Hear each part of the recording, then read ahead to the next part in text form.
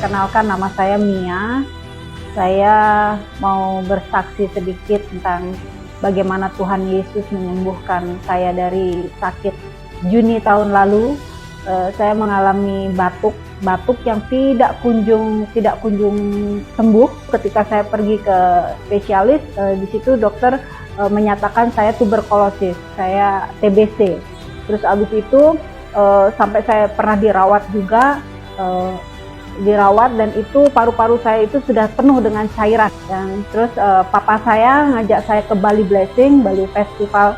Terus di situ saya didoakan dengan hamba-hamba Tuhan, dengan Pak Pastor Henry juga. Dan setelah itu saya mengalami pemulihan demi pemulihan secara drastis. Dan sampai hari ini, sampai saat ini saya total sembuh. Dokter bilang saya sudah bersih dari virus TBC, saya sudah dinyatakan putus obat, dan Tuhan Yesus sungguh luar biasa, Tuhan Yesus baik.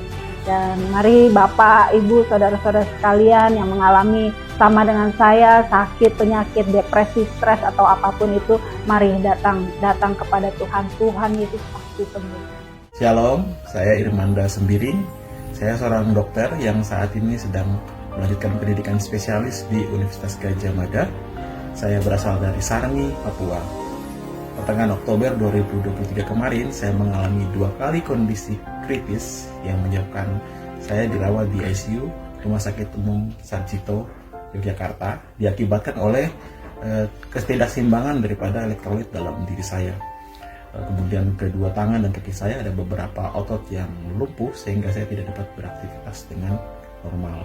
Saya terbaring di ranjang dan saya didoakan oleh beberapa orang hamba Tuhan dan juga didoakan oleh keluarga dan teman-teman saya. Kemudian saya pulih, dan memang saat dirawat itu saya ada dorongan dalam hati saya harus ketemu dengan Bapak Pendeta Henry di Bali. Setelah saya bisa berjalan dan merasa cukup kuat untuk naik pesawat, kemudian saya ke Bali, dan di Bali kemudian saya didoakan oleh beliau, dan setelah didoakan oleh beliau saya mengalami pemulihan dan fungsi elektrolit saya kembali dengan normal kembali. Di sini saya ingin menyampaikan bahwa mujizat Tuhan, kuasa Tuhan masih terjadi sampai saat ini. Jika kita menyerahkan dan kita percaya pada Dia, maka Dia akan melakukan mujizatnya bagi kita, bagi penyakit kita, bagi persoalan kita. Terima kasih.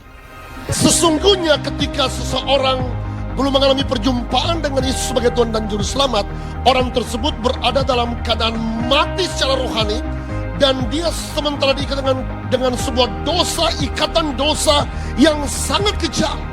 Keluar roh jahat oleh kuasa darah Yesus. Keluar roh jahat.